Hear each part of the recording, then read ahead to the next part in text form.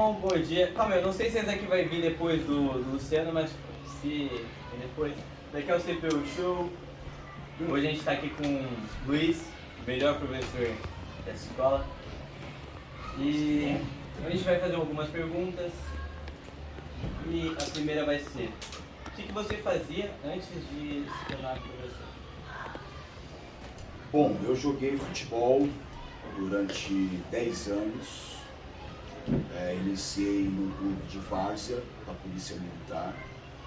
E aí eu tive a grata oportunidade de jogar contra o Palmeiras naquela época. Fui muito bem. E aí recebi um convite para jogar no Palmeiras. E aí foi feita uma carta para eu apresentar para o dirigente do Palmeiras, onde eu pude treinar já com a equipe sub-15 na época. Quantos anos você tinha na época? Eu tinha na época 14 para 15 anos. E aí, coincidentemente, teve uma excursão do Japão aqui para o Brasil e fizemos um torneio Brasil e Japão na USP, na CPUSP. E ali foi um teste para mim. E nesse teste, para efetivar, né, a minha permanência na agremiação do Palmeiras, eu fui muito bem. Fomos campeões. E desde então eu fui federado pelo Palmeiras e joguei no Palmeiras por mais 3 anos. E aí os técnicos que eu tive assim a grata oportunidade de conhecer foi o Filipão e o Zagallo. Caraca, que demais.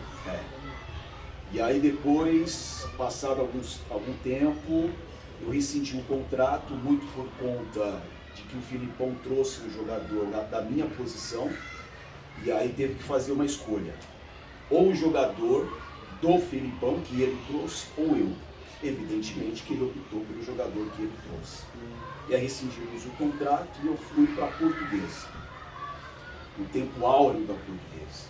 Onde tinha o Denner, o capitão, o Zé Roberto. E eu pude jogar o sub-20 da Portuguesa. Infelizmente não com eles. Mas foi assim uma oportunidade bacana porque eu pude conhecê-los de perto. E aí eu fiquei na Portuguesa durante 3, 4 anos como aspirante, não fui profissional, gostaria muito, mas não consegui. E aí eu disputei depois uma Taça São Paulo no Nacional da Barra Funda. Fiquei lá 2 anos, e aí eu completei 18 anos, aí eu pensei, quer saber? Estou com 18 anos, não virei profissional, eu vou trabalhar. Aí eu entrei na faculdade de Educação Física, porque o esporte está no meu sangue. E aí eu ingressei na faculdade, foram 4 anos só na faculdade. E paralelo a isso eu consegui uma escola de ensino infantil para começar a dar aula. Literalmente de ensino infantil, para crianças de 0 até 3 anos de idade. Foi ali que eu comecei a desbravar esse universo da educação física. Mas assim, uma pergunta sobre o futebol. Você jogou no Palmeiras, certo? Sim. E qual foi o outro time? Portuguesa. Portuguesa. O que você acha que teve uma carreira de sucesso ou uma coisa assim? Olha, eu vislumbrava isso sim. Eu respirava futebol. Era uma paixão assim desde criança. Eu comecei muito cedo. Confesso que eu fiquei assim descontente, fiquei muito triste depois de tudo que eu havia passado, né, no Palmeiras, dessa situação que para mim foi uma situação extremamente chata, de não ter me dado assim a oportunidade que eu precisava para apresentar quem era de fato o Luiz. Né? Então assim, eu acho que foi muito precoce a minha desistência. Eu confesso que eu fiquei muito frustrado. Professor, como era apitar em jogos em Catanduva?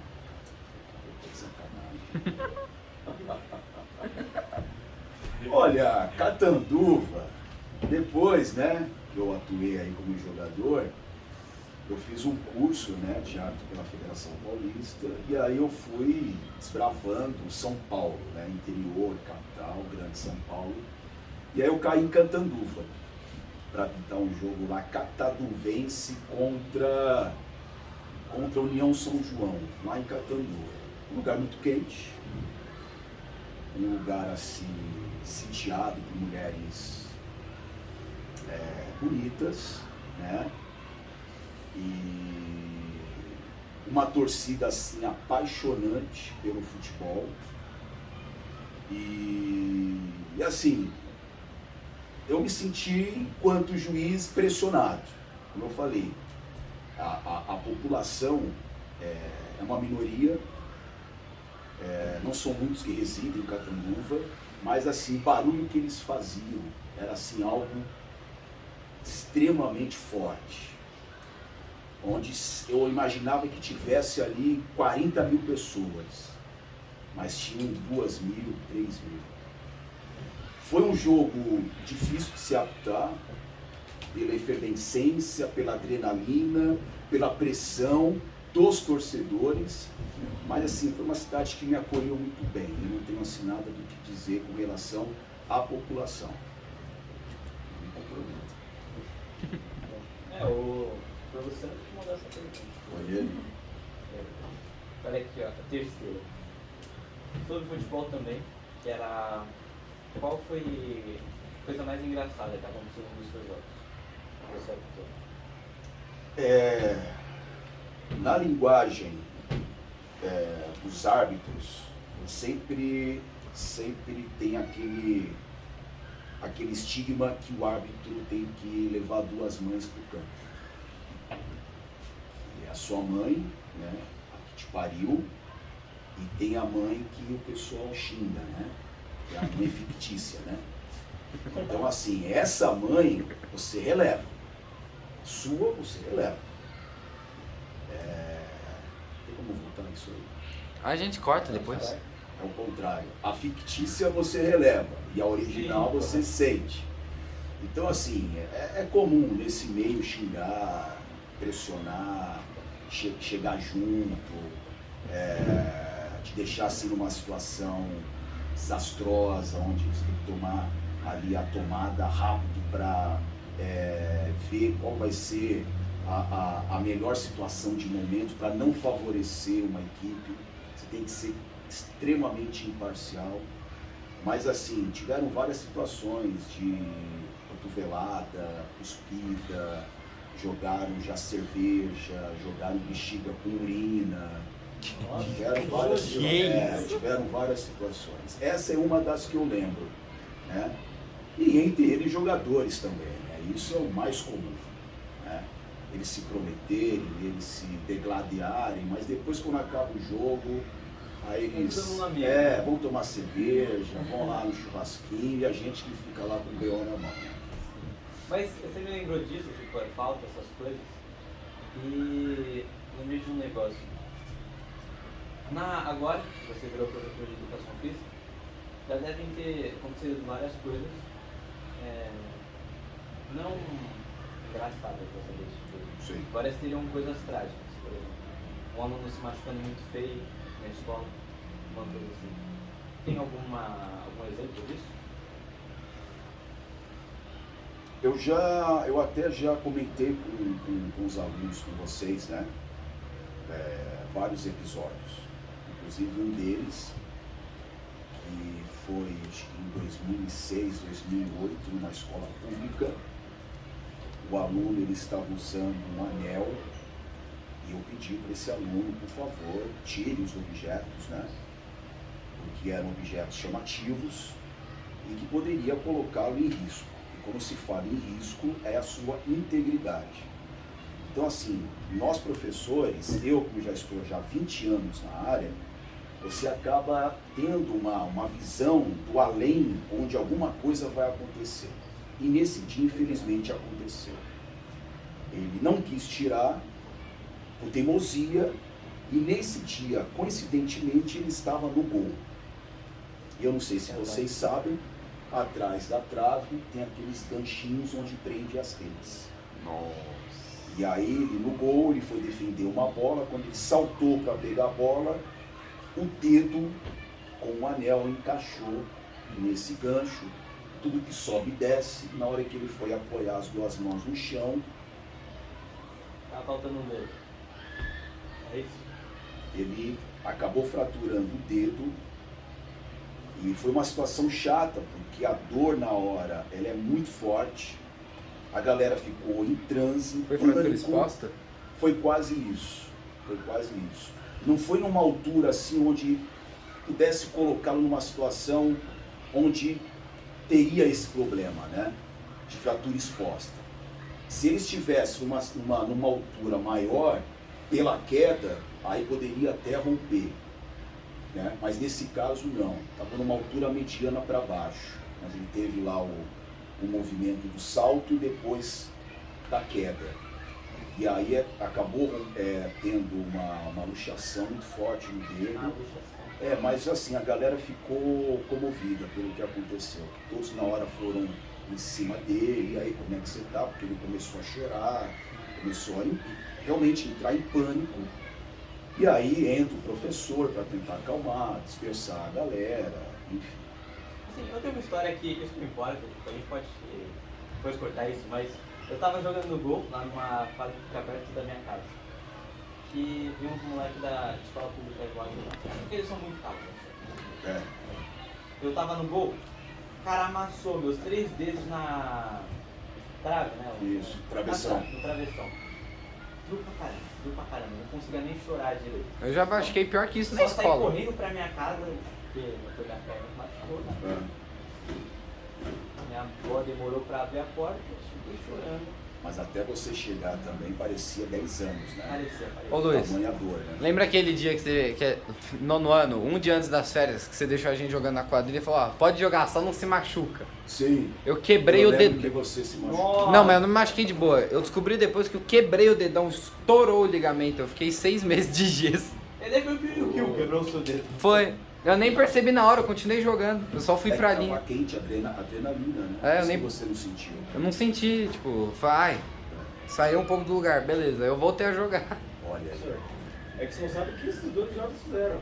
Ah, Eles foram brincar de lutinha ah. e o Japa não sabe socar, socou o Gabriel e quebrou o dedo. Esse não é o problema, eu consegui socar errado. Eu tenho o azar de socar bem o cotovelo dele. Bateu assim, Na parte Daí? mais dura, cara. Eu tinha 5 dedos na mão normais. Quebrei 3, daí quebrei mais um. Só tem mais esse daqui. Esse aí, então, conserva esse aí, cara. Sim, é o Não tem nenhum normal. Então, aí teve mais um outro caso também, agora que vocês estão falando aí a respeito, já está acabando, está estourando o tempo aí. Você que sabe. Quando você quiser parar, você fala. Beleza, vamos até às 6 horas da noite. Também um caso com corrente, eu também comentei com Esse vocês. lembrou. Falou na sala. Aí também com o ensino médio, aquela história, né? O ensino médio tem alguns que são mais resistentes. O fundamental dá para você ainda conversar, negociar, combinar algumas coisas, eles são mais flexíveis um pouco nesse ponto. E aí eu pedi para a menina tirar a corrente, mas segundo ela foi a avó que deu. E aí ia perder toda a simbologia, toda a representatividade, porque foi a avó que deu. E relutou. Não vou, tá bom, então não tira. É aquela história. Falei uma, falei duas, quer ficar, então fica. Se acontecer alguma coisa com você, segura o B.O. sozinho. E aí no jogo de basquete. Ainda estou feliz na mão. Frente isso, né? E vocês sabem que o início do basquete é onde? Nossa! Ah, Jesus. É no meio, joga-se a bola pro alto, né? E 2 pessoas disputam no alto. Né? E aí ela com a corrente disputou com uma outra colega e na hora que as duas saltaram, a corrente subiu também. E aí, sem querer, involuntariamente, a colega do outro time colocou a mão por dentro da corrente. E tudo que sobe desce, né? Igual foi no handball. E na hora que ela fincou e desceu a mão, Cabeça verde. pressionou essa veia aqui, que é a veia aorta, né? Que faz a ligação direta com o coração. É por isso que aqueles motoqueiros usam aquele ferro unguidão para cortar ali no cerol. E aí pressionou, aí sim, aí foi uma coisa muito séria, porque ficou o sangue preso. Ela se debatia no chão porque não conseguia respirar, ficou em apneia. E aí os 30 e poucos alunos foram em cima dela e eu tentando, sai, deixa eu passar, porque eu queria vê-la. E ela se debatendo no chão, porque tentava pegar o ar, não conseguia. Aí eu falei, gente, né, tentava acalmar, calma, não é bem assim, eu vou tentar ali averiguar, ver o que está acontecendo com ela, mas eu também estava em pânico, por ver naquele estado. E aí eu fui pedindo, ó, você quer ajudar? Então para a secretaria, tenta pedir para a secretária ligar para os pais, né, para avisar que aconteceu isso e aquilo. Você vai lá pegar um copo d'água para ela, tentando delegar funções, né? E aí, graças, ela conseguiu a voltar à respiração normal, a voltar ao estado dela normal. E aí ela perguntou o que aconteceu, né? Eu apaguei na hora, eu senti meu corpo caindo, não vi nada. Aí eu falei, olha, aconteceu isso. Mas como assim? Como assim? Porque eu pedi para você tirar a corrente, eu já puto da vida, né, com a situação, e você não tirou, então foi isso que aconteceu. Aí eu expliquei, olha, aconteceu isso no seu pescoço, sangue, você desmaiou, ficou com a respiração presa, enfim. Mas foi uma situação, essa foi punk, essa foi No final, sólia. tipo, a culpa cai em cima de você ou ela... Então, Vitor, boa pergunta, cara. Essa é uma situação que acontece não só nesse caso especificamente. Tudo que acontece na quadra, estando o professor ausente, eles tentam ligar, associar com o professor de educação física. Sim, aconteceu isso assim. É por isso que eu, assim, não que eu estou premeditando o pior, mas já premeditando o pior, é por isso que eu peço sempre para vocês, gente, espere o professor entrar na quadra para vocês fazerem alguma coisa. Porque se acontecer algo que eu não tenha visto, como é que eu vou responder por você? Eu não vi. Entende? Aí seria a sua palavra contra a minha. Aí fica uma situação chata. Muito chata. Isso acontece direto. Porque assim, teoricamente, tudo que acontece na sala, a culpa é do professor. Do professor. E aí tem as trocas de professores, né? E aí sempre nessa troca que acontece alguma coisa, né? Que não deveria acontecer. Bom, já que eu vi também nessa parte de aluno e sala de aula, como é que você vira o professor e por quê? Legal. Boa pergunta, cara. Agora você foi. Por mais que eu tenha sonhado em ser jogador de futebol, acho que a maioria, né, dos meninos e agora meninas também que estão aí se adentrando nesse universo do futebol, está se expandindo ainda bem. Acabou aquela história machista que só o homem, né, tem que jogar futebol, não só futebol, qualquer modalidade. Você tem que dar essa oportunidade, ofertar, independentemente se você é homem ou mulher. Mas eu tinha sempre uma queda com a educação física. Porque no meu tempo, enquanto aluno, era aquela história que eu sempre falei para vocês. O professor vinha na quadra, jogava a bola, façam o que vocês quiserem. E aí puxava uma cadeira, sentava lá, cruzava os braços, tomava um café e ficava lá o tempo todo. O pessoal se degladiando. Futebol de um lado, vôlei do outro, né? Se apitasse era para trocar a modalidade. Agora menino sai, vôlei. E continuava lá tomando café, lendo jornal. Gente, não é possível que educação física é só isso. Não é possível. Não é possível que a pessoa vai para casa, colocar a cabeça no travesseiro e dormir e sonhar. Não é possível. O que ela quer? Ela está esperando o quinto dia útil para pegar o dinheiro dela? É isso que ele está querendo de fato? Porque a maioria, na minha época, pensava assim. E aí, quando eu entrei na faculdade de Educação Física, a minha ideia não era reproduzir o que eu já vinha fazendo, e sim fazer algo diferente. E eu sempre tinha um querer em atuar na escola. Porque eu poderia atuar na academia, eu poderia atuar no clube esportivo, eu poderia ser um personal, mas não, que o leque é extenso para a área da educação física. Mas eu queria escola, para formar cidadãos de bem, mostrar para os meus alunos que existe um paralelo fora aquilo que eles conhecem, tradicionalmente falando. E muitos acabam até assim se conhecendo enquanto pessoa, e a pessoa está atrelado com o corpo, por terem essa oportunidade de vivenciar outras culturas de movimento. E cara, quando eu me deparei com resultados positivos, vários alunos conversando, professor, nossa, que aula, isso há anos atrás, até mesmo hoje, olha, eu tenho 30 e poucos anos, já sou pai, tenho 2 filhas, mas eu nunca esqueço da sua aula.